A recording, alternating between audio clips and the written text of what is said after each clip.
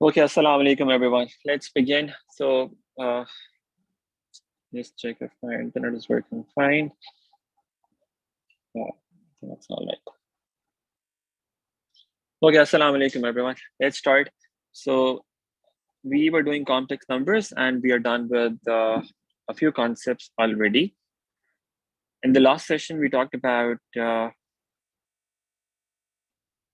this case when you have polynomials involved with complex numbers.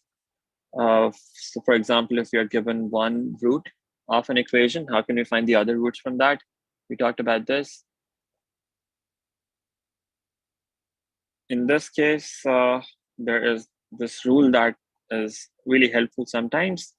Sum of roots of a polynomial is given by minus b over a, right? This is a useful formula that you will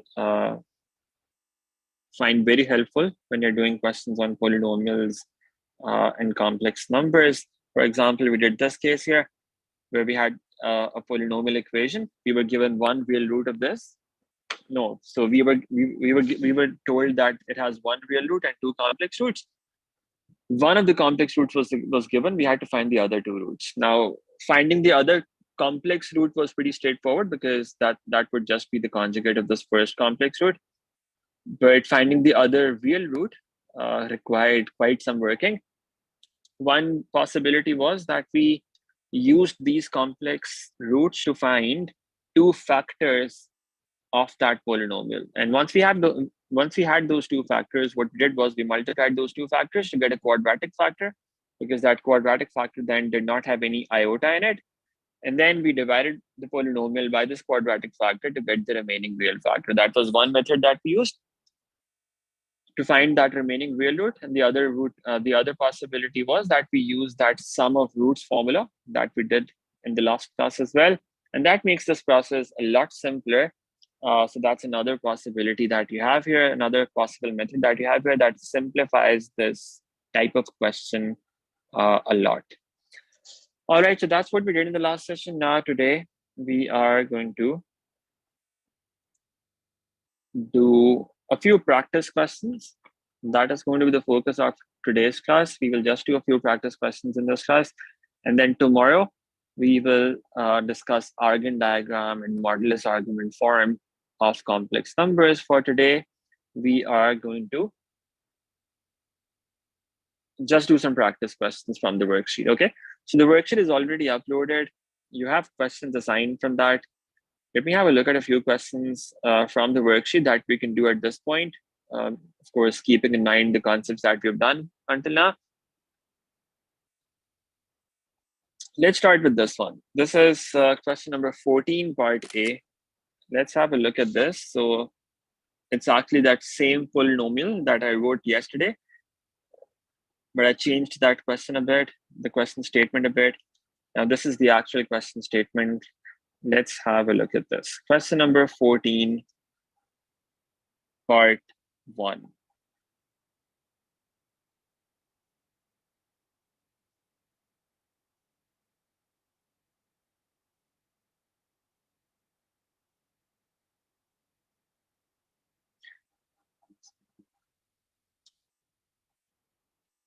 All right, so it says the equation 2x cubed minus x squared plus 2x plus 12 equals 0 has one real root and two complex roots.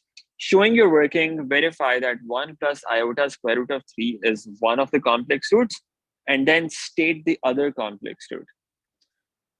Okay, so we have this equation 2x cubed minus x squared plus 2x plus 12 equals 0. This is a polynomial equation that we have. It says verify that 1 plus iota square root of 3 is one of the roots. Now, how do you verify that a number is a solution of an equation? So this is a complex number. How do you verify that this is a solution of this equation? We did a similar example in one of our last sessions. For example, in this question, we had to show that z equals 4 is a root of this equation. What we did was we just input z equals 4 in that equation, and we proved that the left-hand side turns out to be equal to the right-hand side. So since z equals 4 satisfies the equation, it should be a root of this equation. We do something similar here. We need to verify that 1 plus iota square root of 3 is one of the complex roots. That means it's a root of this equation. Now, how do you prove that this is a root of this equation? You essentially just put this value of x here, 1 plus iota square root of 3, put this value in this equation and see what you get from that. So when we input this here, we get 1 plus iota square root of 3 whole cube multiplied by 2 minus x squared, which is 1 plus iota square root of 3 whole squared plus 2 into 1 plus iota square root of 3 plus 12. And now you have to simplify this and prove that the left-hand side is equal to the right-hand side. It's a 4-mark question. You have only one mark for stating the other complex root. The other 3 marks are for verifying this. So you have to show your working. You can't just write directly that, okay, the left-hand side becomes 0 and the right-hand side is 0. You can't do that. You have to show your working. Okay, how does the left-hand side become 0? Okay. Now, we have to evaluate 1 plus iota square root of 3 whole cube here, and also 1 plus iota square root of 3 whole squared. How do you evaluate these two things? Let's do that on the side here. Let's first evaluate the square. 1 plus iota square root of 3 whole squared. What is that going to be equal to? This is a plus b whole squared, right? A squared, so that's 1 squared, plus 2 into a into b, so that's 2 into 1 into iota square root of 3, plus b squared, which means it's iota square root of 3 whole squared. Simplify this, and that gives you 1 plus 2 under root 3 iota plus 3 iota squared. Okay, now 3 iota squared is minus 1.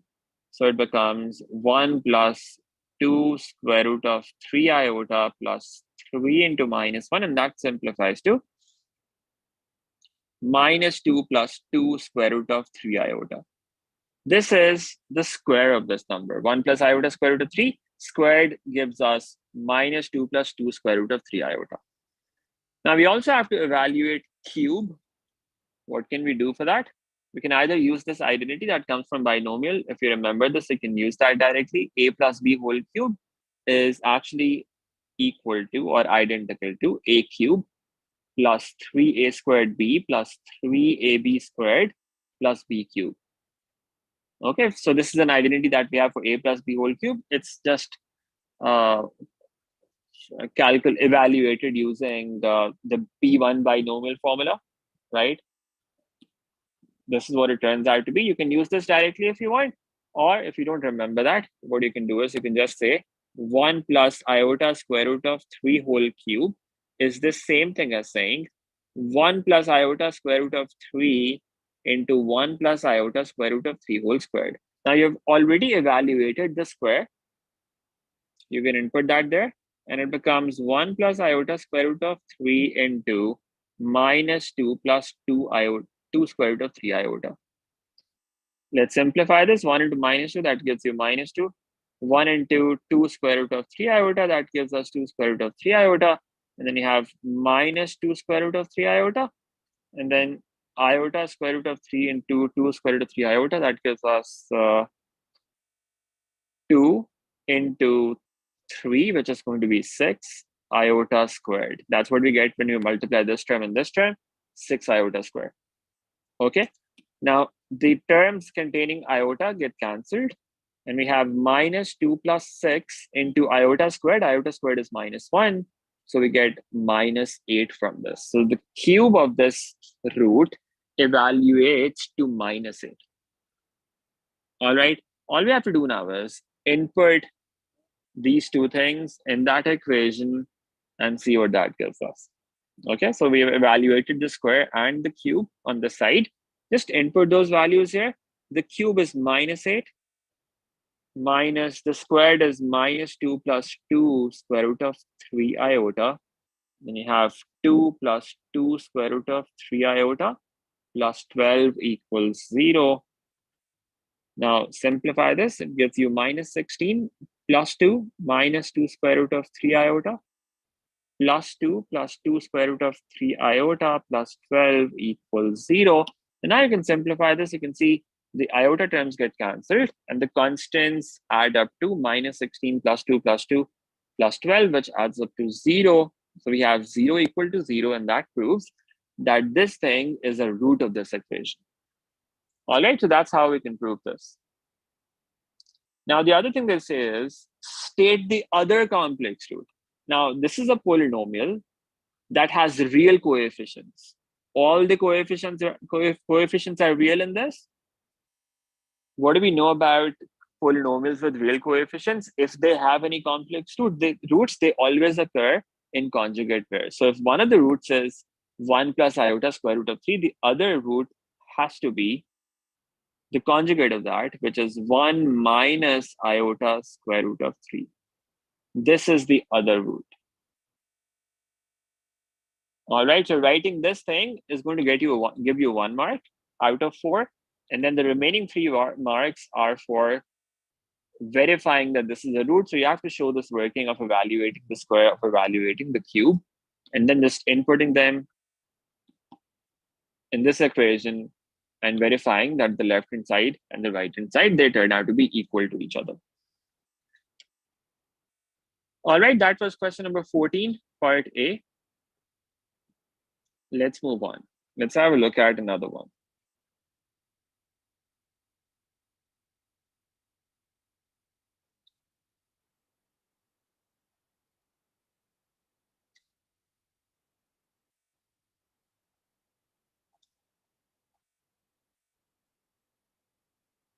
Okay, let's try this. This is question number 34 from the worksheet.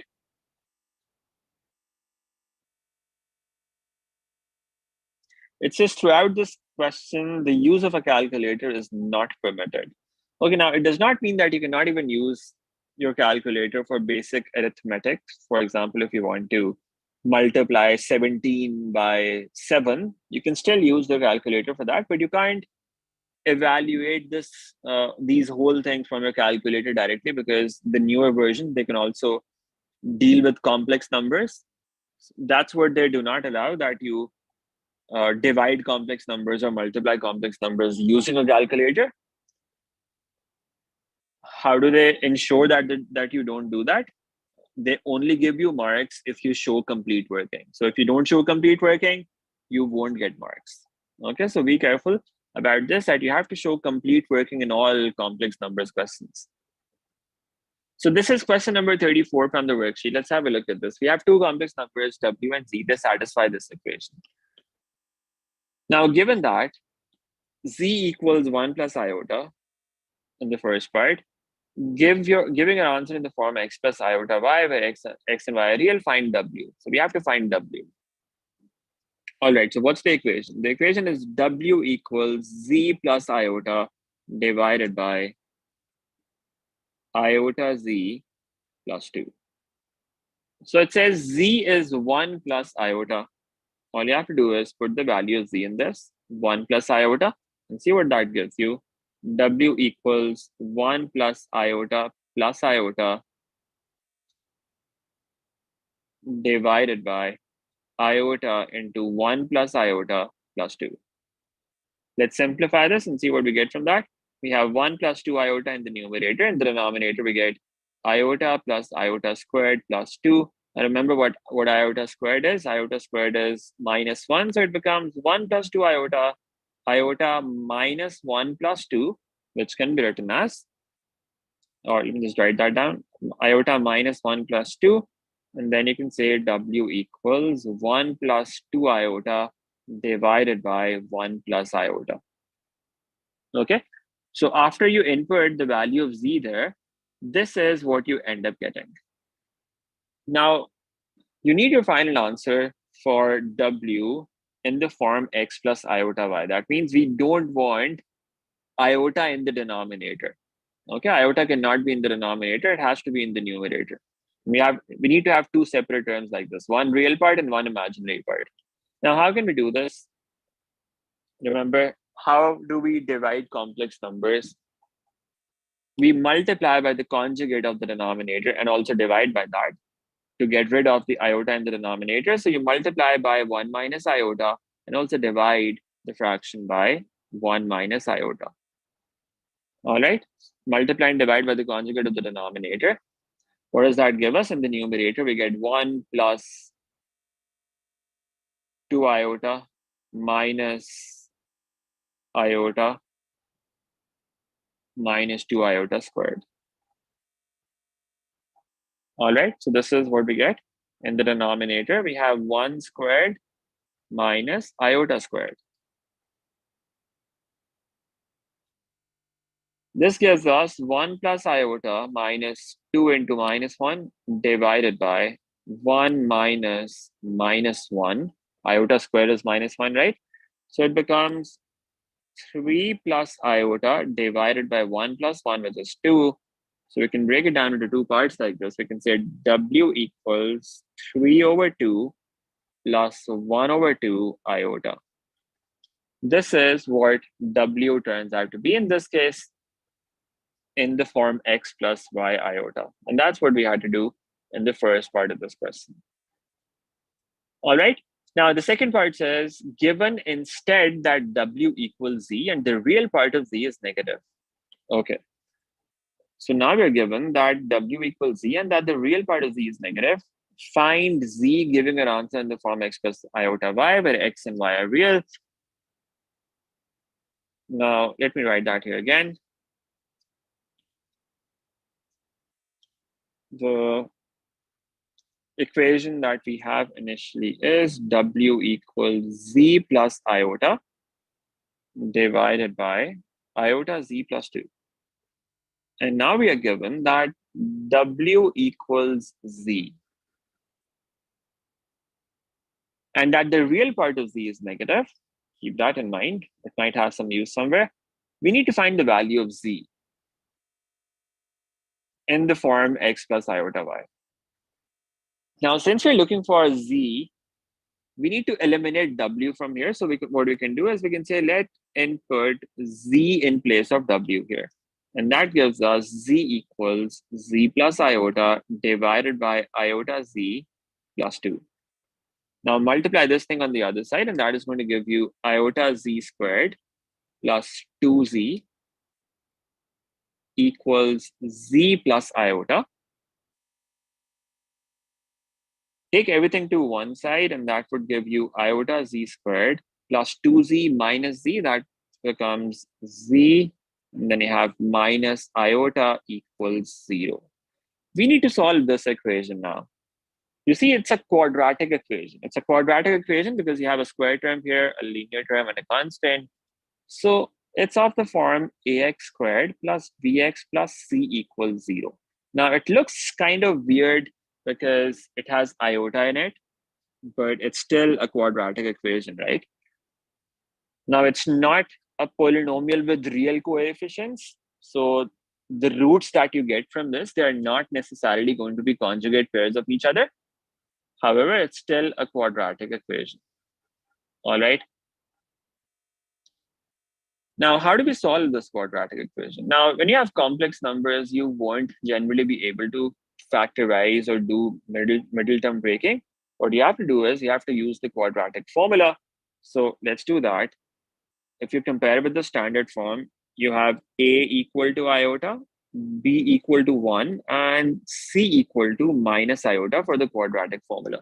Let's just input values in the quadratic formula. Z equals minus b, so you have minus 1 plus minus square root of b squared, which is 1 squared minus 4 into iota into minus iota, whole divided by 2 times a, which is 2 times iota. All right, so that's what we end up getting from this. Now let's simplify this. In the numerator, we have -1 plus minus square root of 1 minus minus, that becomes plus 1 plus 4 iota squared divided by 2 iota. Now let's simplify this. We get -1 plus minus square root of 1 plus 4 into -1 divided by 2 iota. Now this becomes 1 -1 plus minus square root of 1 minus 4, which is square root of -3 divided by 2 iota. Now we can write this in terms of iota, the numerator, square root of -3. You can break it down like this, square root of 3 into square root of -1. But then what is square root of -1? Square root of -1 is essentially just iota. In the denominator, you have 2 iota. So this is what we end up getting for z here. But this is not the standard form. You need the answer in the form x plus y iota. It's not that form yet. So what do we do now? We can break this down into two parts if we want right now to make things simpler. So we have one result, which is 1 -1 plus square root of 3 iota divided by 2 iota. And the other result is z equals -1 minus square root of 3 iota divided by 2 iota. And now the problem is we have an iota in the denominator. We want to get rid of that. Now, what we've been doing before is that we just multiply and divide by the conjugate of the denominator. How does that help? Because when we do that, we get this form a square minus b square. So we have only iota square in the denominator, which is a real number. So we just convert it to a real number like that. Now, in this case, since we only have 2 iota here, the idea is that we want to make iota squared. Rather than multiplying and dividing by the conjugate, we could make it slightly simpler by just multiplying and dividing by iota, because when we do that in this case, we already get iota squared in the denominator, and and iota gets eliminated. So this is one idea. You could just do this only. If not, if it confuses you, you could just use the standard method. What is the conjugate of the denominator? 2 iota basically means 0 plus 2 iota. There's no real number. Real part is 0. Imaginary part is 2 iota. So what would be the conjugate of that? 0 minus 2 iota, right? So you just multiply and divide by minus 2 iota, and that's also fine. You do that here and also to the other fraction. And now you simplify this to see what you get from this. Let's simplify this. Now, minus 2 iota gets multiplied with the numerator, and that gives us 2 iota minus 2 square root of 3 iota squared. In the denominator, we have 2 iota into minus 2 iota. That gives us minus 4 iota squared. Now, in the numerator, we get 2 iota minus 2 square root of 3 into minus 1 divided by minus 4 into minus 1. And this simplifies to 2 square root of 3, because this becomes positive, minus minus, plus 2 iota divided by minus 4 into minus 1, which is 4. We could simplify this, and that gives us square root of 3 over 2, right? 2 square root of 3 over 4, that gives us square root of 3 over 2. And 2 over 4, that gives us 1 over 2. This is one possible value of z that we get. We do exactly the same thing on the other side. Here we have minus 1 into minus 2 iota, which gives us 2 iota. And then minus into square root of 3 into minus 2 iota. So this would become plus 2 square root of 3 iota here. And you have squared here as well. In the denominator, we have 4 iota squared. This simplifies to 2 iota minus 2 square root of 3 divided by 4. You could simplify this. It will give you iota minus square root of 3 over 4. Again, you could write this in the standard form. So not 4, in fact, it's 2 in the denominator if you do this. And now we can write down the real part separate, which is square root of 3 over 2, and the imaginary part separate, which is 1 over 2. All right, so I've written minus square root of 3 over 2 first, and then iota over 2 here, which is 1 over 2 iota. So these are the two possible values of z that we're getting. Now, whenever we get multiple answers, we need to have a look at the question statement and see if both are going to be acceptable or not. So let's see what it says in the question. It says find z giving an answer in the form x plus iota y. The question statement is always going to be very precise. So it says answer. Answer, so it's a singular, it's not a plural. That means you need to have only one answer.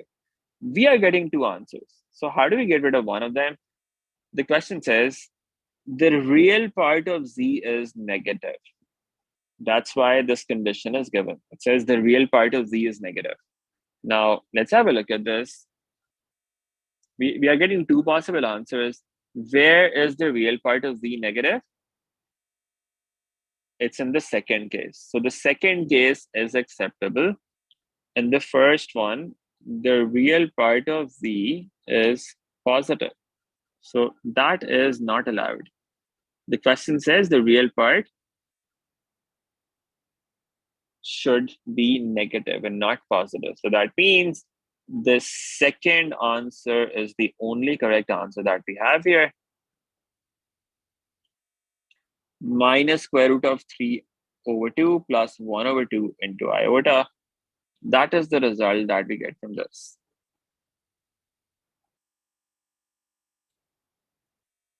Okay, so we were looking for the value of z here. That's the value of z that we get.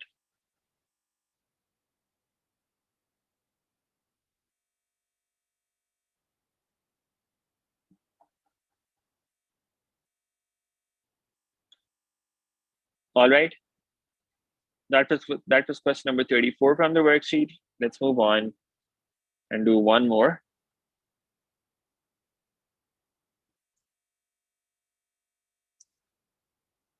Okay, this is question number 27 from the worksheet. I'm just going to have a look at the first part of this question.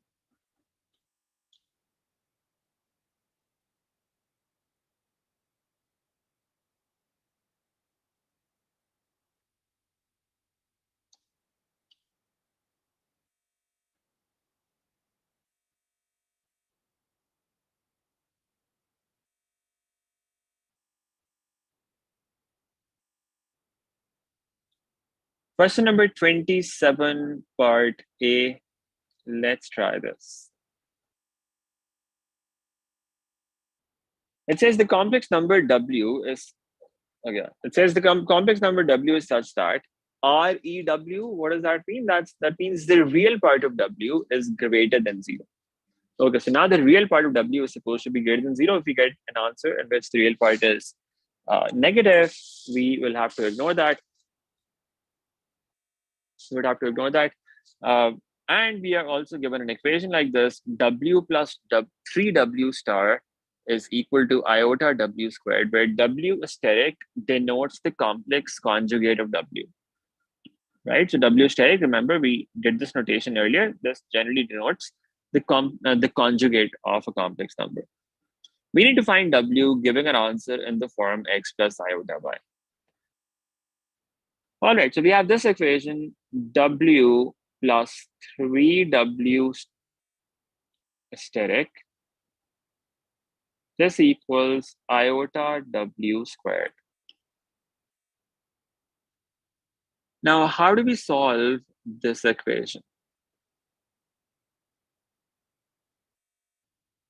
You see, the problem with this one is that we have two unknowns now. In the previous example that we did, the second part of this question, we had two equations and two unknowns, and when we substituted one of them in this equation here, we were only left with one unknown, which was z. So we had z or z squared. We could find the value of z from that because there was only one unknown and one equation. Now, in this case, the problem is we have one equation only, and we have two unknowns because W is something else and W steric is something else. They're not the same. Now, in order to deal with problems like these, what we always do is we say, since our final answer for W is supposed to be in the form x plus iota y or x plus y iota, write this anyway. What should W steric be? That should be x minus y iota. So instead of having W and W star here, what we do is we say, let's input these two things in place of W and W star. Because we have two unknowns, we cannot solve this equation otherwise. So we do this substitution. Let's do the substitution here and see what we get from that. In place of W, we input x plus y iota. Then in place of W steric, we input x minus y iota. On the other side, we have iota into x plus y iota whole squared. Now, you might be thinking we had two unknowns earlier, and we still have two unknowns. We still have x and y. But once you've actually written it like this, what we can do now is we can just simplify both sides. And let's actually do that. Then I'll tell you what to do after that. So we have x plus y iota plus 3x minus 3y iota on the left side. On the right side, x plus y iota whole squared. What does that become? X squared plus 2xy iota plus y squared into iota squared. That's what we get on the right side. Now on the left side, if we simplify this, we get 4x, x plus 3x is 4x, y iota minus 3y iota, that becomes minus 2y iota. Now on the right side, let's simplify the part inside the bracket. First of all, it becomes x squared plus 2xy iota plus y squared into minus 1, right? Now let's simplify this further. Let's multiply iota inside. We get x squared iota plus 2xy iota squared. We have minus y squared iota. Now again, we have iota squared here. That is going to become x squared iota minus 2xy minus y squared iota. Remember, iota squared is minus 1, so we can just change the sign here. It becomes minus 2xy, and iota squared gets eliminated. Now, let's write it in this form that we have the real part first. So real part is anything that does not have iota in it. So minus 2xy does not have an iota in it. We write that first.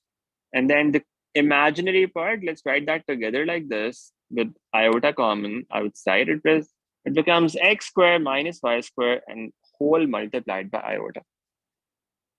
So we still had two unknowns, but what we can do here now is we have a complex number on the left side and a complex number on the right side. These two complex numbers are equal.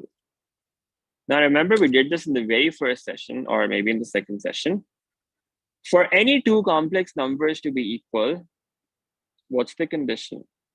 Their real parts should be equal and their imaginary parts should be equal.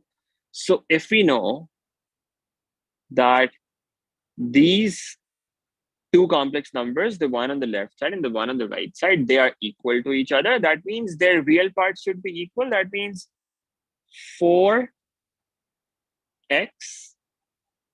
should be equal to minus 2xy. And the imaginary part should also be equal. So that means minus 2y, that should equal x squared minus y squared.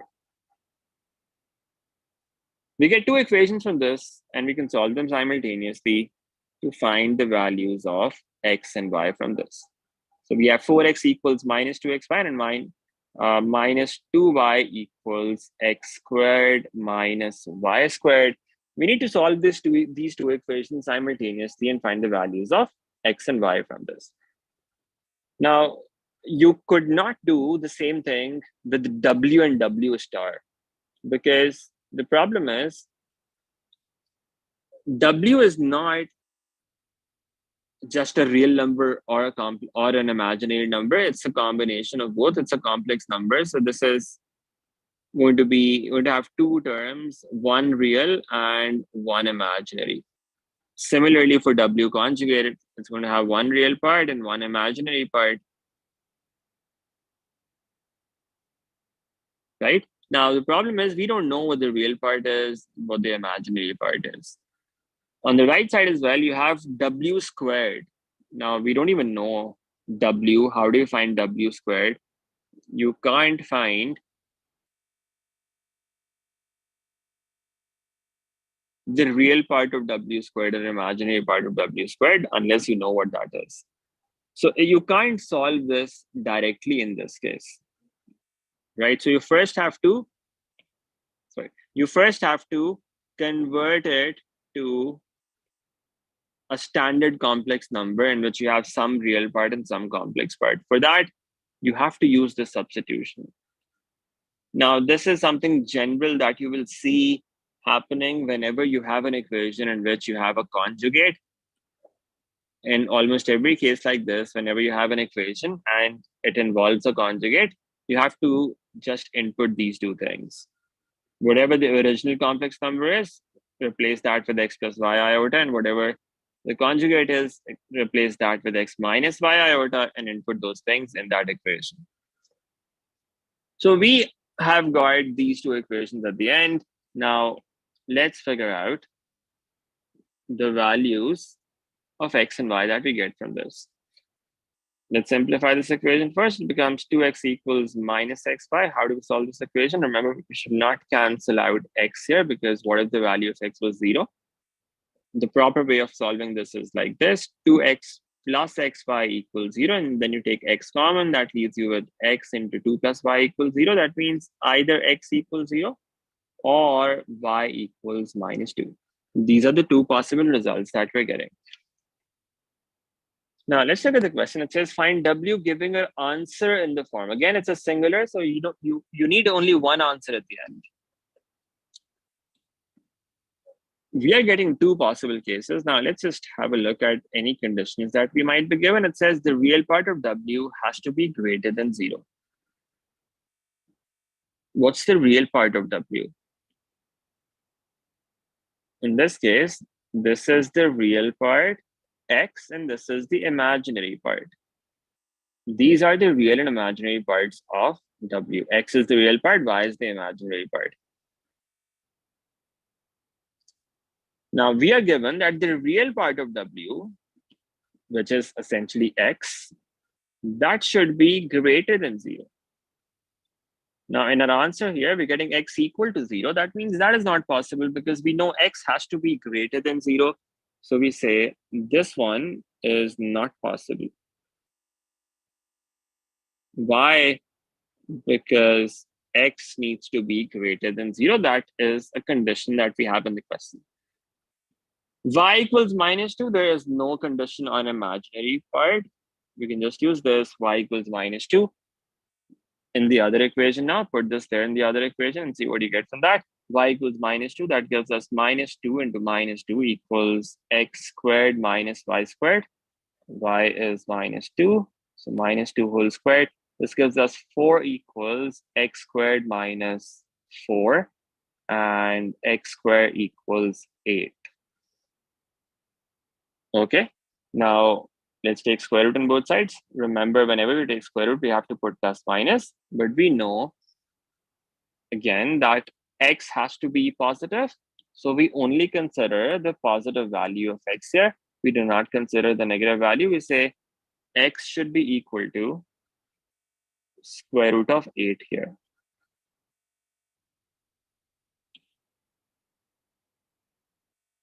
Okay. Now, what were we looking for? We were looking for the value of W in the form x plus iota y. So W is going to be equal to square root of 8 minus 2 iota. This is what the finite complex number looks like in this case.